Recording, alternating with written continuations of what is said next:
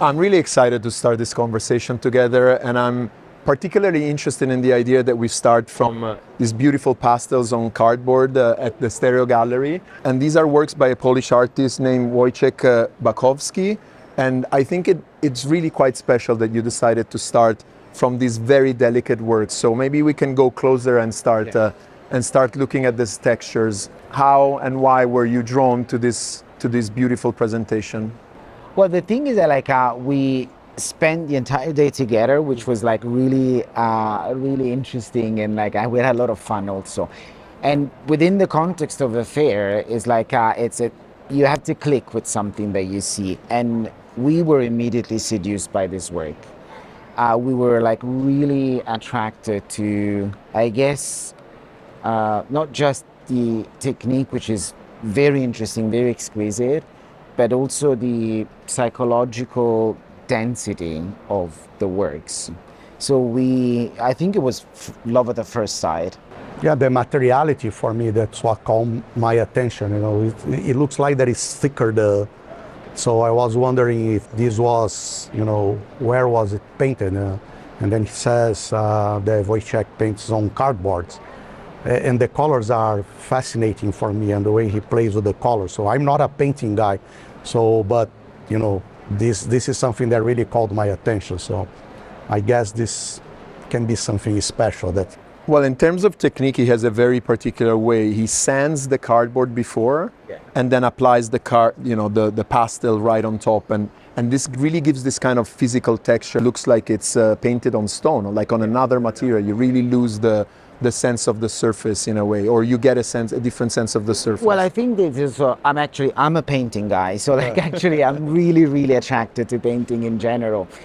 And I'm always really excited when I see that something that happens within the medium translates also into the atmosphere and into the subject of the work.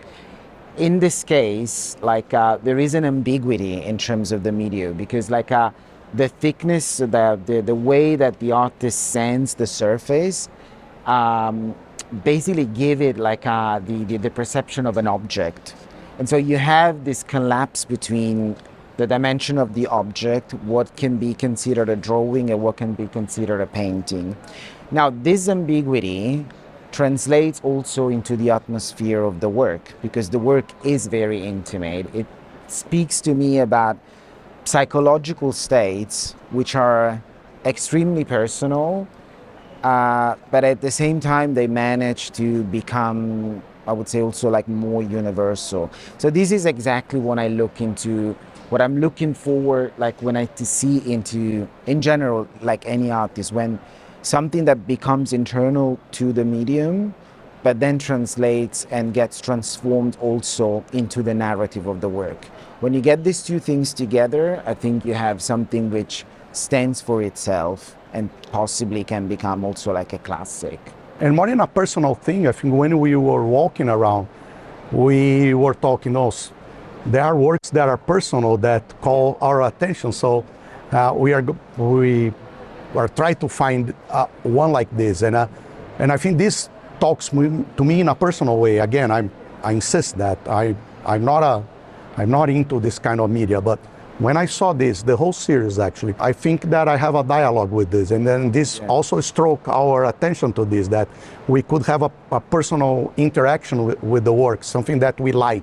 I particularly like the idea that you were struck by works that are extremely intimate. No, sometimes we tend to think that a fair attracts the eye, something that has size or that has a color that particularly shiny. This is complete opposite, no? It has a very strong intimacy. Especially today, it's important to look at works that they do not reveal immediately a meaning. We live in a context, we live in a society where meanings are packaged and delivered immediately. We all talking as if you're press releases. So when you're actually in front of something that you cannot really immediately say, oh, this work is about this. This work is about a psychological dimension, something that happens within the human being.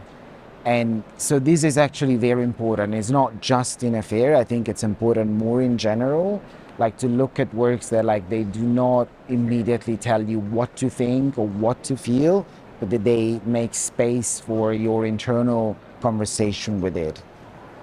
And I think this is something that characterizes many of your selections. Yes. So maybe we can start moving to the next one. So we arrived at the second proposition, which is an artist very dear to me because I've worked with him several times, Rabbi Mroué, an artist from Lebanon, here at La Veronica, a gallery in Sicilian gallery from Modica. So what drew your attention to this presentation?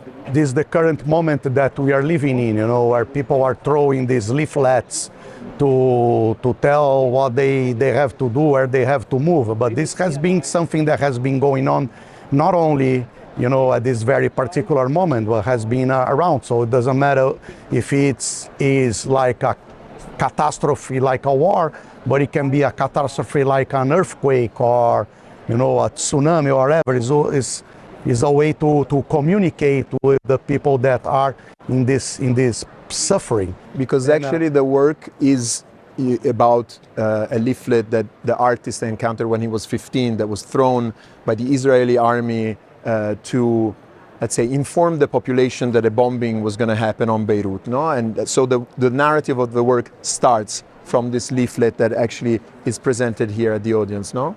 I think that like what can be said about, like, for example, all the works that we selected is that like the most of them, but all of them, they're made with like very mundane materials and objects. And that is, politically speaking, something very important to me, because it shows you the power of art to say something important with almost nothing. In this case, you have this memory of a traumatic event in the past, in the Lebanese history. But it also, like the work, I think that it speaks about the problem that we encounter when there is a lack of empathy. Because the work is in its simplicity, it's a very simple work. You can say that it's like almost like a straightforward work. The way that it speaks to you about an historical event and how it can be contextualized in the present. Which is contextualized in this text that is written by the artist, and then... Exactly, but in this case, then like the artist starts from something that happened in the past and that happened in his present life, and like draws you into the present, but also like into the future, because we will constantly face a form of lack of empathy and a form of like a lack of understanding of others people's pain. So we were like particularly attracted. It's also like really hard, for example, nowadays to see in the context of a fair like a work that speaks about the present. It's not easy, it's not easy. It's important like to look at like certain proposition that they bring the world outside, inside the booth.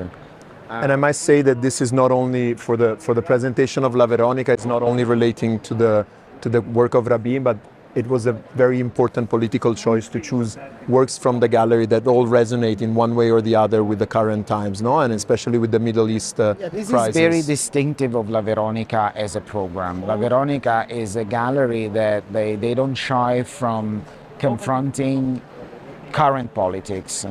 And they do that through the work of artists that are deeply engaged into the conversation. And I will go again to the intimacy of the artwork. For instance, I can come here and get one of the piece. I keep this, right? And I take it away. So I have the artwork myself. Yeah. Okay. So which is that it's something that will stay with me forever. And whoever gets this, it's spreading the message. Yeah. And I think this is the importance of this, because we see this in the news, these leaflets falling, but we never have access to the real leaflet. And now I think that we should really touch this paper to understand what this moment is about. So that's why this particular work for me is very special. In a way, it's a little bit like, for example, the Felix Gonzalez Torres piece, that you actually carry with yourself a fragment of it, and you carry the memory, you carry the meaning. So it's like it's spreading. So this will connect us also to another work that we that we selected. And this is why I think it's important for artworks to play with like really everyday materials and procedures.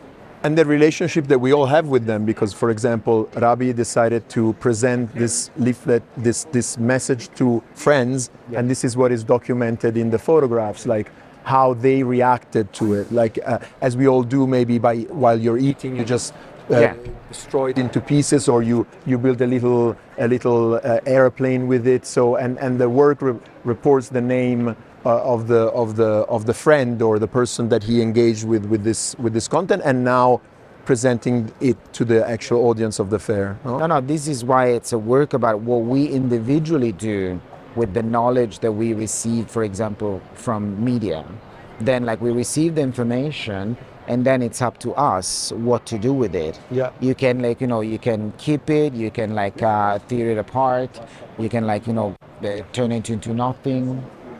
I think the idea of accumulation of single objects, it can be something that we take to move to the next one, and to see the beautiful proposition of Jason Dodge at Franco Noero, and this beautiful presentation where the title is extremely evocative, which is Darkness Falls on the House at the End of Mang Kung Wo Road in Hong Kong. So the title gives us a geographical location where an action has happened. You want to introduce it, Alessandro? It gives us not just it doesn't just locate the work into the reality of one place, which is this house in Hong Kong, but also it creates a very evocative mental image. And this is what all the works of Jason Dodge, they do. He works in a very intuitive way.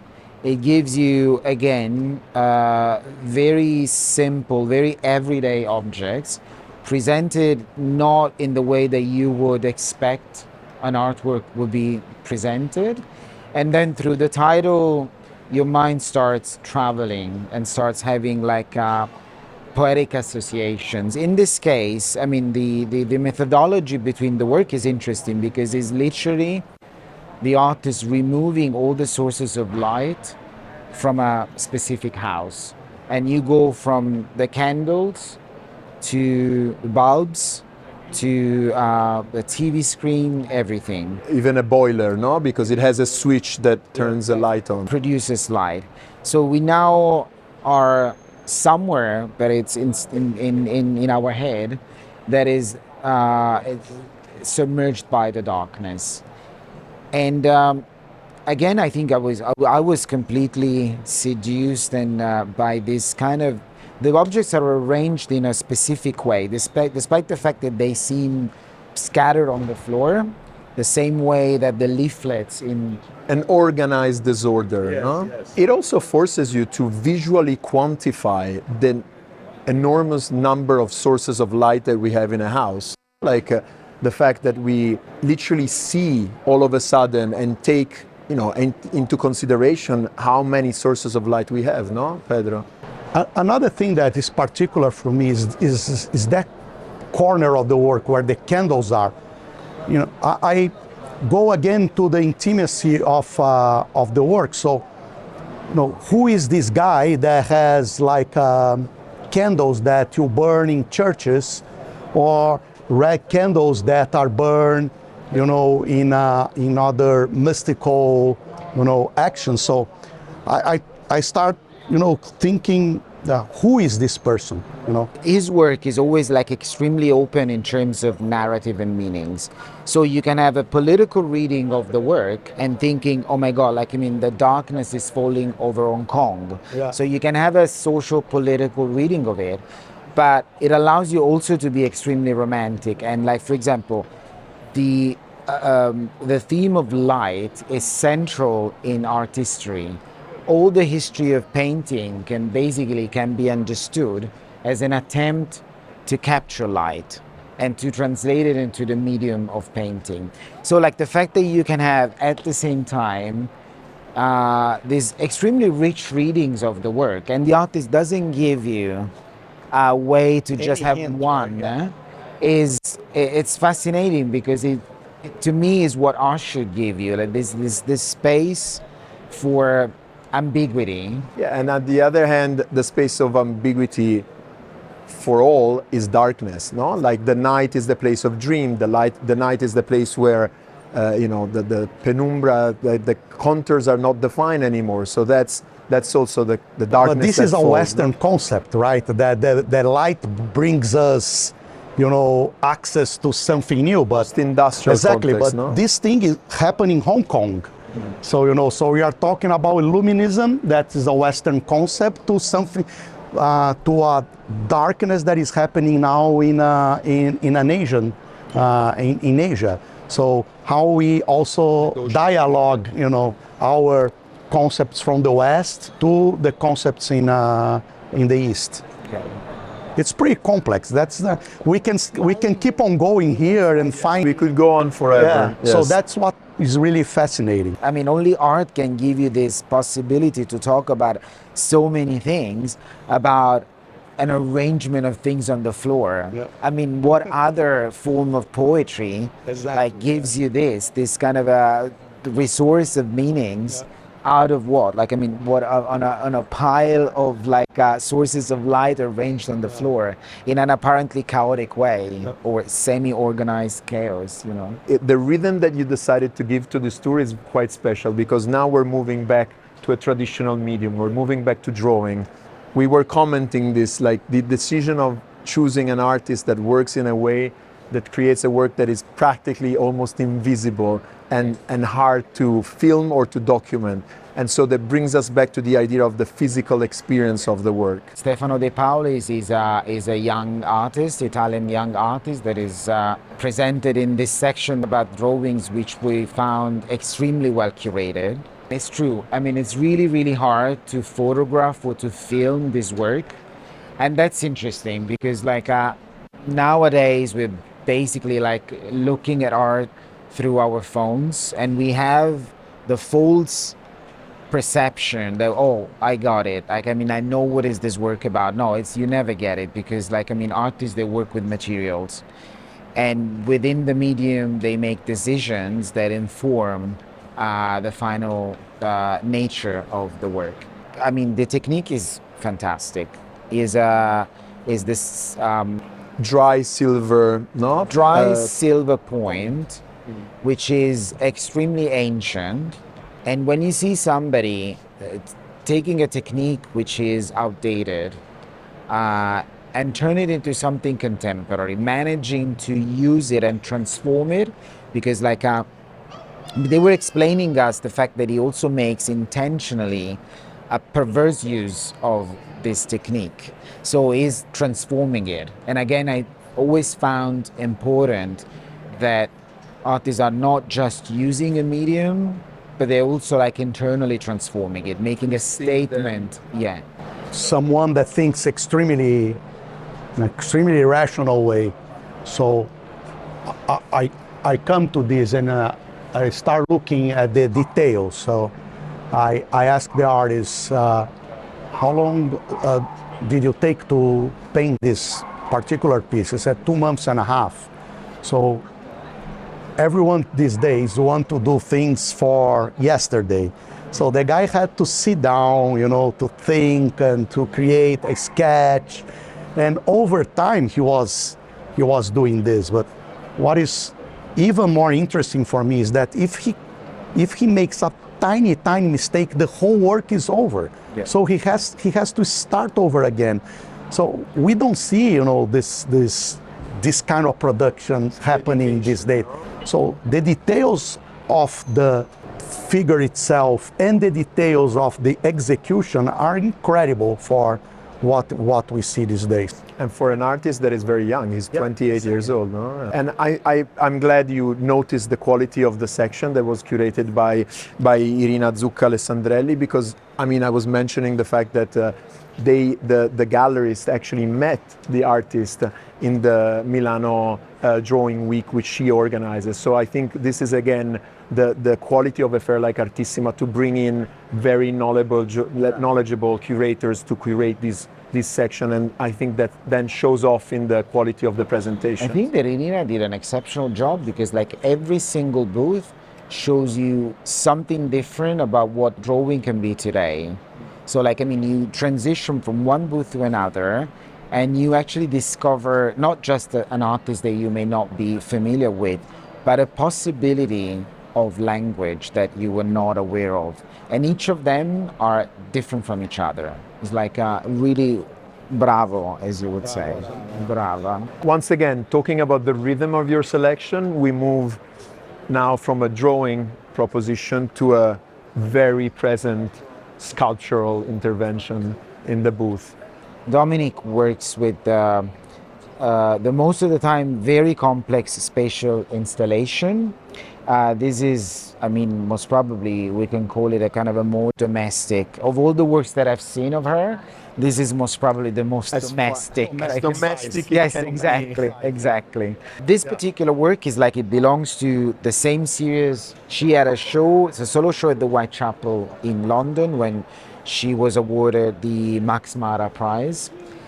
She always works again, which I'm particularly interested in, with almost leftovers. These leftovers are combined with shapes that she forges herself. So she kind of combined the memory of something that was with the fabrication of something that it is new. So we have the past and the present together. The most of her materials are historically charged, and you start having references to the water, you start having references to the sea, you start having references to the form of the boat. So here you have a piece of wood that seems that was given to us from the sea. So it's something that has passed through, Came floating to us, right? Exactly. The rope is again something that belongs to the language of the boat, and then the metal, which is again like the hooks. Yeah. Now all this we can make us think about, for example, historically about the trade of the slaves. But also the diaspora in general, not the idea of movement of populations around. It doesn't matter where, right? Yeah. I think she has an incredible capacity also to create from inorganic material like these biomorphic forms. Her sculpture always look like some sort of tentacles or like organic elements that are ready also to take over a space and maybe push you out. Also, this is a booth where you almost feel that you have to definitely be careful, which is a feeling that you always have around her work, that something might hurt you or fall onto you, and really claiming the space, occupying a space that obviously has a political charge meaning, no? And very pertinent for the moment, the political message. I guess maybe in her case that it relates more to the traffic of enslaved people back in the 1700s, 1800s. But as you guys mentioned, what's going on, in the whole Northern Africa and Middle East towards Europe. So it's an extremely powerful work to actually question the very moment we live in, using history as a source for this, for her practice. But again, I think it's interesting to notice that, like, despite the fact that she makes such an expressive sculptural work, in reality, she starts from like references that are like into the history of painting and drawing. So, for example, when I visited her studio, she was like surrounded by pictures of like Turner paintings. So this idea of the turbulence also is rooted into the history of painting, into the tradition of art. So again, it shows you how the most skilled artists, they always have in their language, like the capacity to digest the knowledge of art history. And for me, like, this is what also gives them this powerful way to bend the materials, to bend the references, to bend the shapes and the narrative, and give us like something which is also like so beautiful in its aggressiveness. Well, in that sense, I think definitely all the works that you chose from one point or perspective or another had a challenging element embedded in the medium. No? Sculptures that are potentially almost dangerous for the viewer, drawings that are potentially disappearing, installations that are potentially being mistaken for something else, maybe just for trash. I didn't No? think about it, but it's true. We went for something that challenges the expectation of what they don't, they don't give you necessarily what you expect or that you think you want. Yeah. They give you something else. Well, on this note, I think on the challenging importance of challenge in art, I think we can close this beautiful conversation. Thank you. Thank you so much. Thank you.